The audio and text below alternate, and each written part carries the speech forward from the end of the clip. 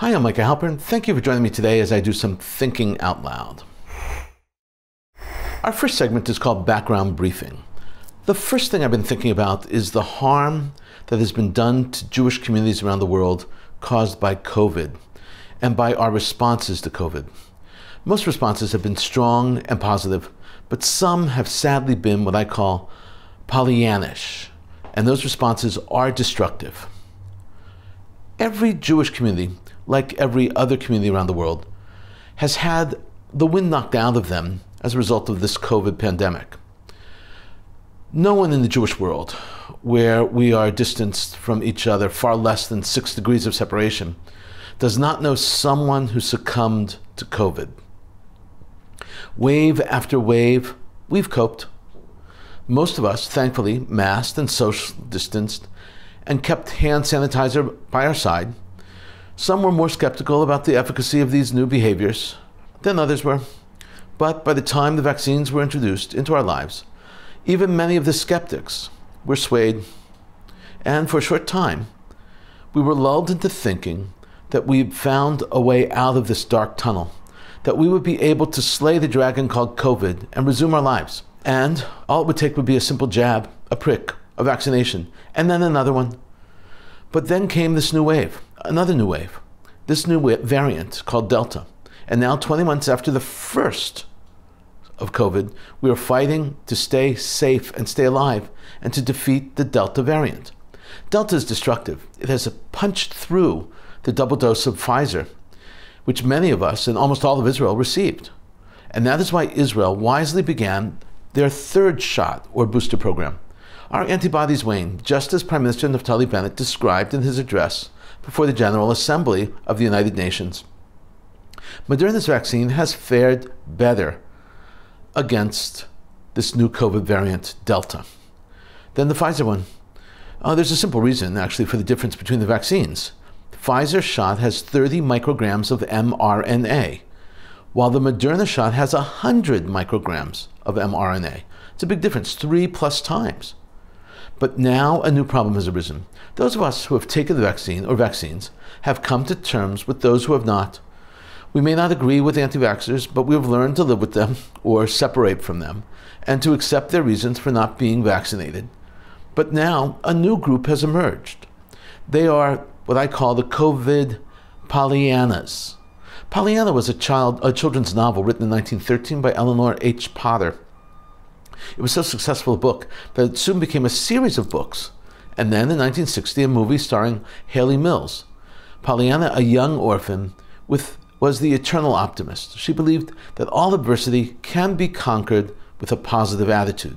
The word pollyanna-ish made it into the dictionary and is defined as unreasonably or illogically optimistic.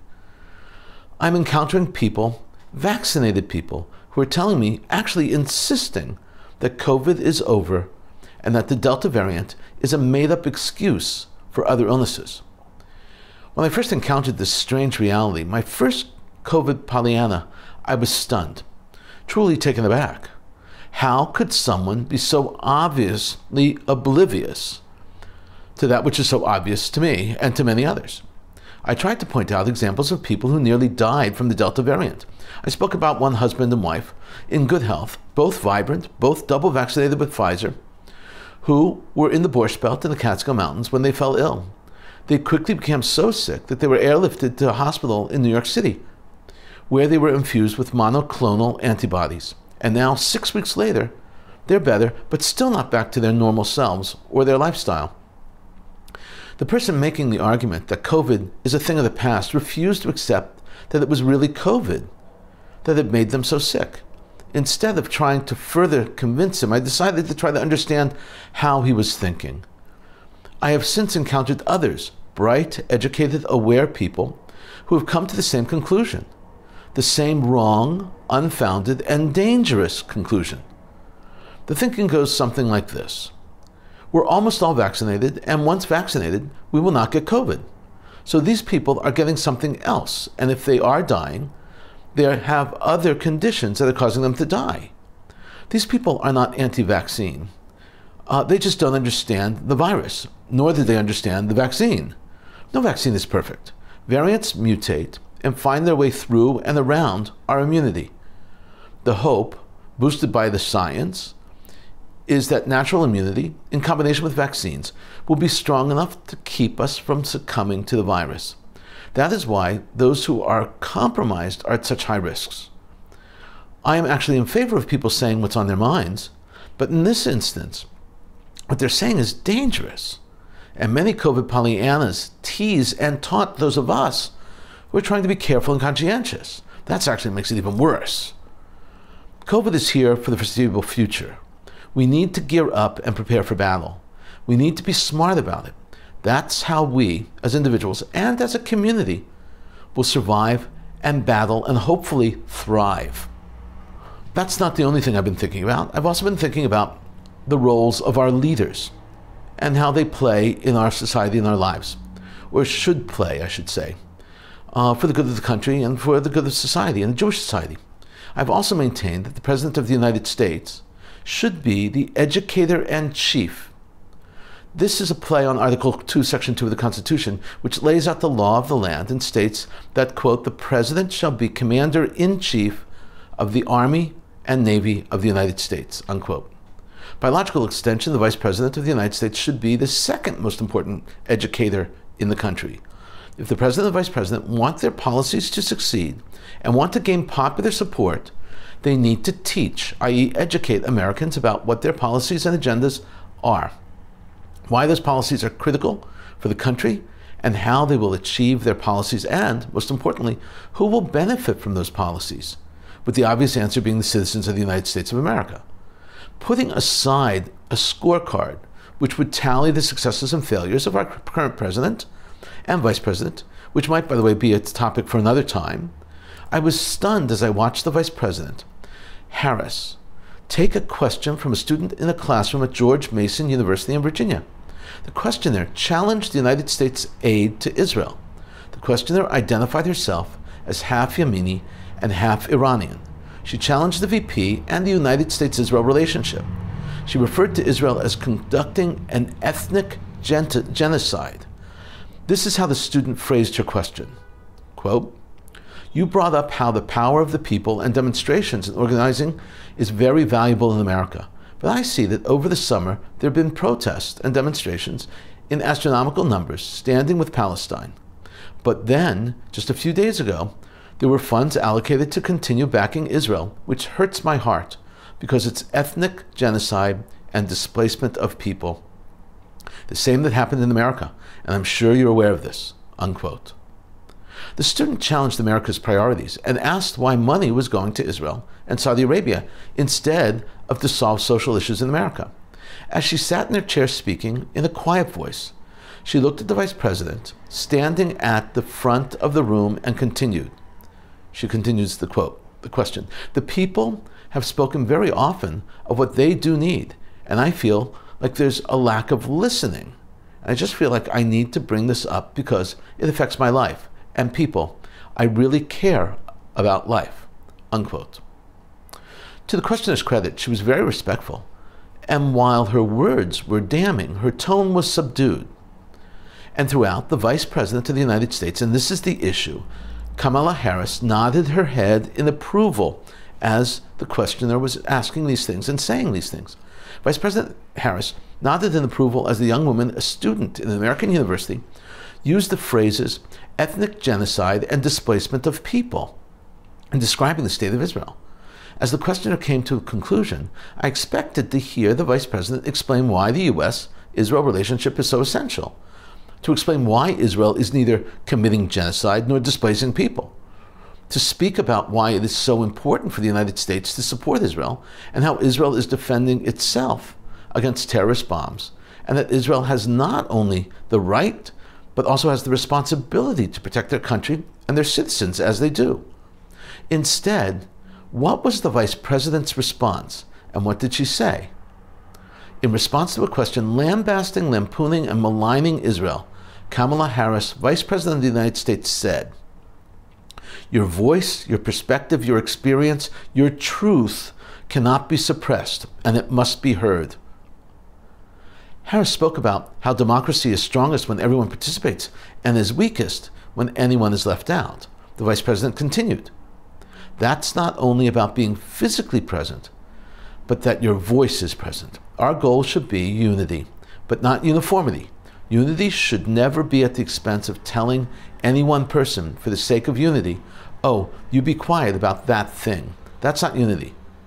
Then we see where that ends up in a healthy debate about the issue. About the student's reference to the United States foreign policy and interest in the Middle East, Kamala Harris said, "We still have healthy debates in our country about what is the right path, and nobody's voice should be suppressed on that." I was stunned. The Vice President had the perfect opportunity to use this moment as an educational moment, and instead she turned it into a missed educational opportunity. History and reality be damned. She made it about personal empowerment. The same week that Harris met with the students, Israel's Prime Minister addressed the United Nations General Assembly. When Israeli Prime Minister Naftali Bennett addressed this august international body, he referred to those who condemn Israel and those who do not even bother to open their eyes to see and understand Israel's point of view as lazy. This is the exact quote, and it's the beginning of the conclusion of his statement at the General Assembly.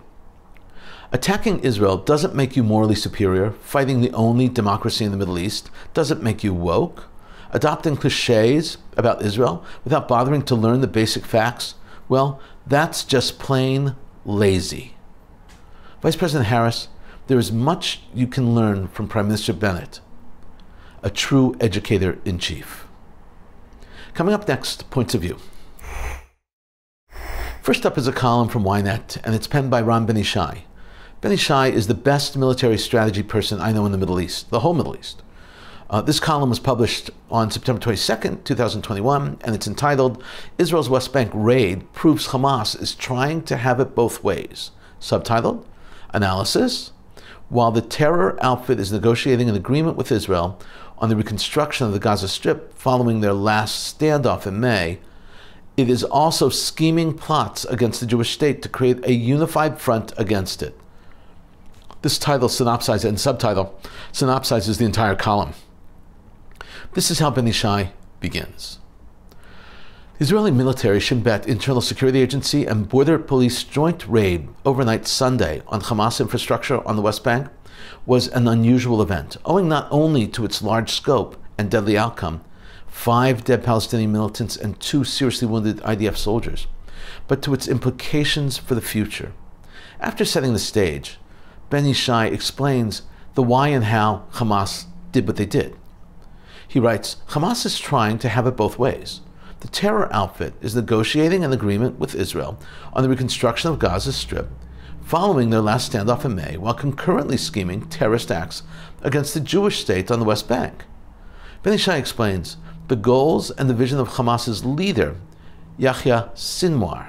He continues, "Hamas leader in Gaza, Yahya Sinwar, has made it his goal to alleviate the plight of the Palestinian enclave's residents through an arrangement with Israel while solidifying his organization's image as an armed Islamist group girded for conflict with the so-called Zionist occupier." Ram Ben Ishai now explains the internal conflict in Gaza and posits that Hamas is losing the internal battle, and he writes, "Hamas has been pushed aside lately as the Palestinian Islamic Jihad group threw down the gauntlet several times in the form of launching rocket fire into Israel and orchestrating the escape of 6 security prisoners from the maximum security Gilboa prison earlier this month." Ben Ishai explains that Hamas has 2 objectives. First, to be the most important and influential of all Islamic groups, and second, to lure Israel into attacking Gaza. He concludes by reassuring us that Israel will not allow these things to happen. This is what he writes. Israel's raids on Sunday were intended to defuse the Hamas bomb, which was clearly about to blow up. The Shin Bet and the IDF sought a large and swift operation that would demonstrate to both the Palestinian Authority and Hamas that Israel will not allow Hamas to entrench itself either in Gaza or the West Bank militarily, politically, and mentally.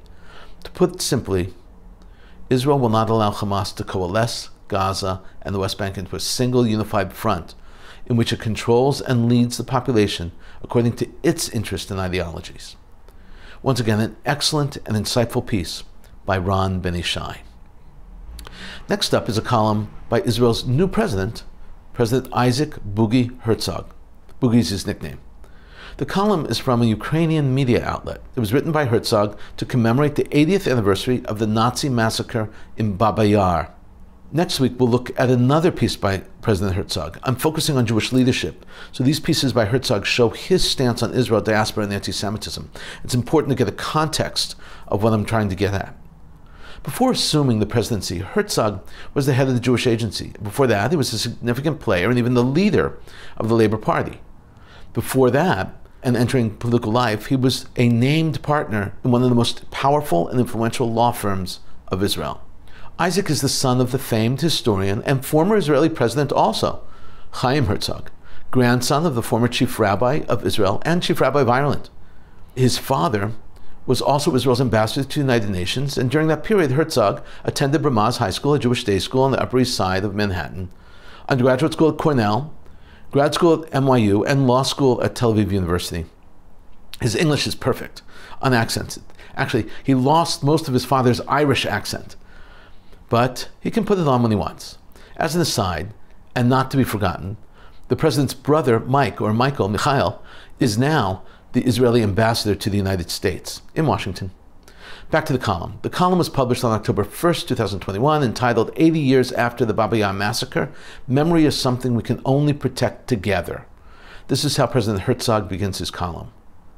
In the Jewish tradition, one of our most sacred responsibilities is memory. On the eve of my visit to the Ukraine, where I will address the Verkhovna Rada, I carry many of the Jewish people's memories about Ukraine in my heart. Ukraine was the birthplace of many of the Jewish people's finest artists, scientists, religious and political leaders. Our history is inseparably intertwined with yours, and it shaped us greatly. But tragically, Ukraine was also the scene of some of the darkest episodes in Jewish history. One of them occurred 80 years ago, on September 29th and 30th, 1941, at Babi Yar. In just 36 hours, the Nazi occupiers and their local accomplices slaughtered over 33,000 Jews on the edge of Kiev. They were stripped naked and shot dead in a ravine.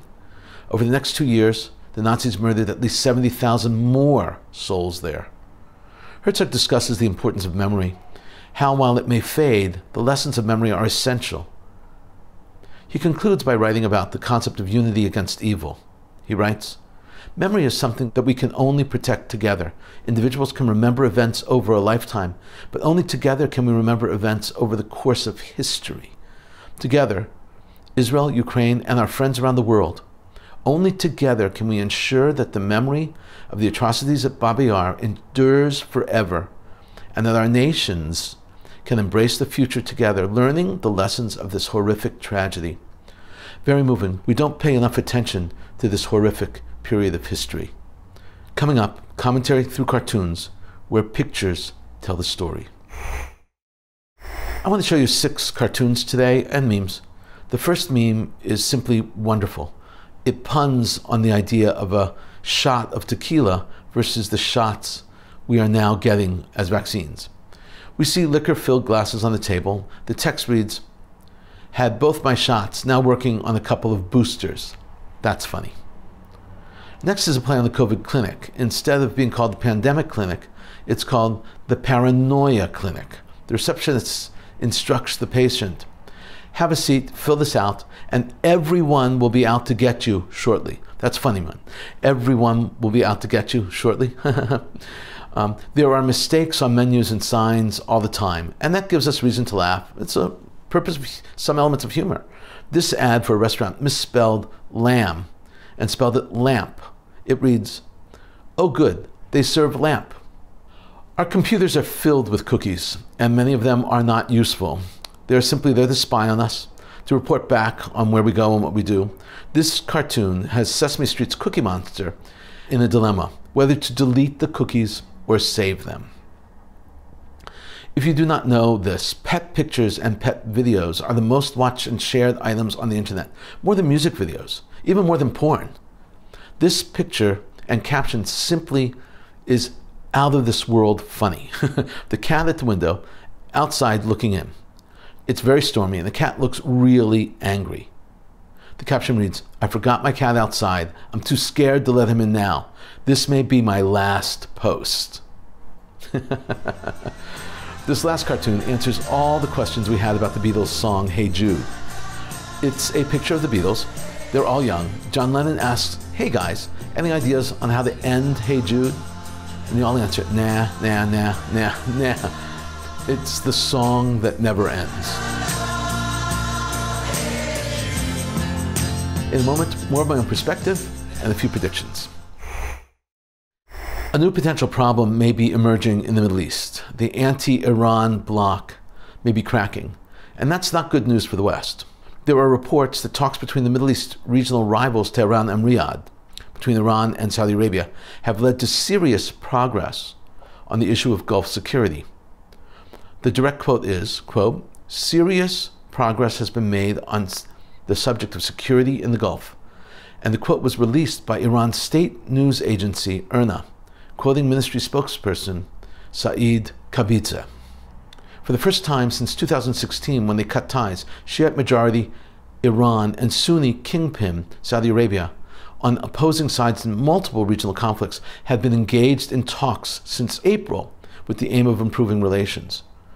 The discussions began under Iran's former moderate President Hassan Rouhani and have continued on, even after the election of the ultra-conservative successor, Ibrahim Raisi, who took over the reins in August. Speaking to journalists at the United Nations General Assembly, spokesman Radziba assessed the talks as good and called for the countries to settle regional issues between themselves without foreign interference. This does not portend well for us in the West. Fall is the season for bird migration. Everyone knows that. And birds of Europe are now flying south to Africa for the winter. And one of their most popular routes is to fly right over Israel. The birds fly, land, and then most of them move on and then return again 6 months later. In the beginning of spring, that's when they come back for the return trip to Europe. Some birds, however, seem to like what they see and remain in Israel. Traditionally, bird watchers from all over the world flock to Israel to witness this yearly occurrence, or bi-yearly occurrence. It happens twice a year. This year, however, COVID has put a damper on bird watching. But the birds are still coming. Most majestic sight of all is the arrival of the storks. They come in hundreds at a time, sometimes thousands, and they appear to cover the sky. Storks are huge. They measure 3 feet high and 6-foot wingspan. In a single day, as many as 100,000 storks can arrive in Israel. Over the next few days, between 500,000 and 1 million storks will drop in and visit the Holy Land. Wow. The Arabian oryx is a wild white antelope. In the beginning of the 20th century, these antelopes became extinct, or so we thought. A large herd of Arabian oryxes were seen grazing and strolling in the Arava Desert. The video shows 16 of these white wild antelopes. There's no mistaking them for what they are because they have white bodies with a black striped head and black antlers. In the early 2000s, Israel released several oryxes into the wild in the hope that they would produce and reproduce there. We now know that the experiment was a success. The video shot from a drone verifies that this new herd has at least 4 newborn Arabian oryxes. There may be many more out there and many herds out there because of that. Egypt Air is the official commercial airline of Egypt, and Egypt Air is now operating 4 flights a week to Tel Aviv. These flights were 42 years in the making. It's been 42 years since the 1979 peace treaty with Egypt and Israel, known as the Camp David Accords, and that was signed in 1979. The Accords provided for official flights between Egypt and Israel, with planes carrying the Egyptian flag on their tailwing. But it never happened until now. Until now, Air Sinai flew the route. Air Sinai is a subsidiary of Egypt Air, and their planes do not display the Egyptian flag on their tailwing. Air Sinai was created in 1982 specifically for the purpose of fulfilling the treaty, which clearly stipulates that there will be commercial air flights and travel between Egypt and Israel. A 96-year-old woman named Irma Fürstner skipped her hearing in Germany. She got up and ran away, or rather hobbled away. The woman has since been caught. She ran because she was to stand trial for her role in Stutthof, a Nazi concentration camp in Poland, where between 1943 and 1945 she worked as a typist in the main office.